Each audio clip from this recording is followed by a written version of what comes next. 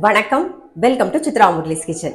இன்னைக்கு என்ன ரெசிபி பார்க்க போறோம் அப்படின்னு பார்த்தீங்கன்னா, மிளகு குழம்பு, அதுக்கப்புறம் பருப்பு உசிலி, பருப்பு தொகையல், இதுதான் நம்ம இன்னைக்கு பார்க்க போறோம். ஃபர்ஸ்ட் மிளகு குழம்புக்கு வறுத்துக்க வேண்டியதெல்லாம் என்னென்னு பார்த்துடலாம் வாங்க. ஒரே ஒரு டிராப் எண்ணெய் விட்டுருக்கேன், கொஞ்சம் பெருங்காயம், ஒரு 2 டீஸ்பூன் மிளகு, 2 டீஸ்பூன் துவரம்பருப்பு, 1 டீஸ்பூன் உளுந்து, காரத்துக்கு 2 வரமிளகா. ஃபர்ஸ்ட் இதை நல்லா வறுத்துக்கலாம். நம்ம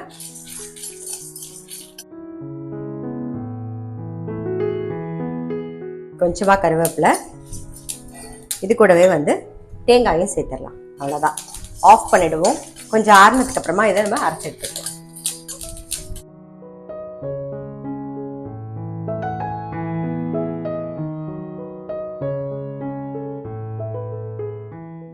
இது நல்லா அரைச்சாச்சு.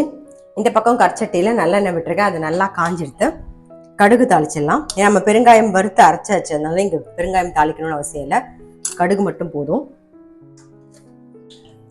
கொஞ்சம் கருவேப்பிலை, மஞ்சள் பொடி சேர்த்துக்கலாம், அப்புறம் புளி கரைசல்.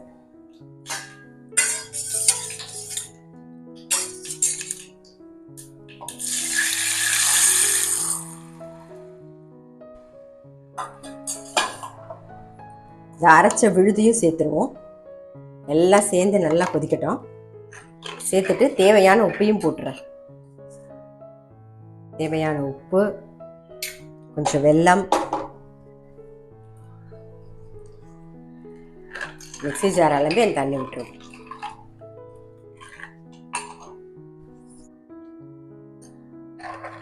நல்லா எண்ணெய் பிரிஞ்சு கொதிக்கட்டும். இந்த பக்கம் மிளகு குழம்பு நல்லா கொதிக்கட்டும். அது கொதிக்கிறதுக்குள்ள என்ன பண்ண போறோம்னா, பருப்பு தொகையிலுக்கு நம்ம வறுத்துக்க போறோம். அதுக்கு ஒரு டிராப் எண்ணெய் விட்டுக்கலாம்.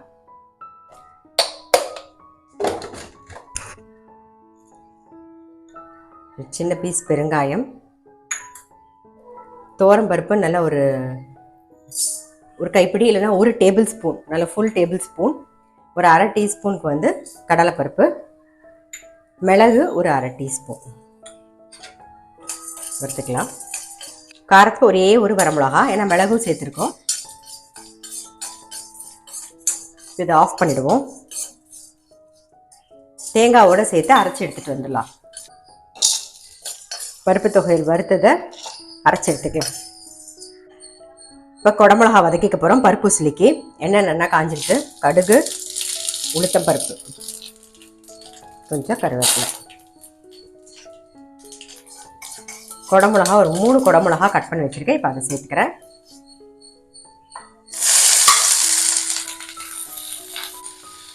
குடமிளகா வதங்குறது இல்லையா, ஸோ அது வதங்கிறதுக்குள்ள என்ன பண்ண போறோம்னா, 1 கப்பு கடலைப்பருப்பு நல்லா வாஷ் பண்ணிட்டு ஒரு 1 மணி நேரம் ஊற வச்சு தண்ணியெல்லாம் வடி விட்டு எடுத்து வச்சிருக்கேன். அதுக்கு காரத்துக்கு ஒரு 3 வரமிளகா, அப்புறம் தேவையான உப்பு, அதையும் போட்டுட்டு மஞ்சள் பொடியும் போட்டுருவோம். கொஞ்சம் பெருங்காய பொடி அதையும் சேர்த்துக்கலாம். இதெல்லாம் சேர்த்து அரைச்சி எடுத்துட்டு வந்துடலாம். குடமிளகாய்க்கு தகுந்த மாதிரி உப்பு மட்டும் சேர்த்துக்கலாம். அவ்வளோதான், வதங்கட்டும். பருப்பு தொகையிலுக்கு அரைச்சின்னு இருக்கோம், ஸோ அரைச்சாச்சு. கொஞ்சமா உப்பு சேர்த்து அரைச்சிக்கலாம். பருப்பு தொகையிலுக்கு அரைச்சாச்சு, எடுத்துடலாம். பருப்பு தொகையில் ரெடி ஆயிடுத்து. மேலாக ஒரே ஒரு டீஸ்பூன் நல்லெண்ணெய் சேர்த்து நம்ம மிக்ஸ் பண்ணி வச்சுக்கலாம்.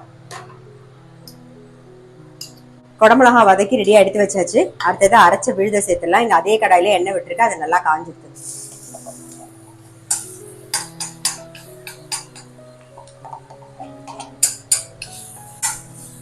நல்லா மிக்ஸ் பண்ணிட்டு அப்படியே மூடி வச்சிருவோம், வேகட்டும்.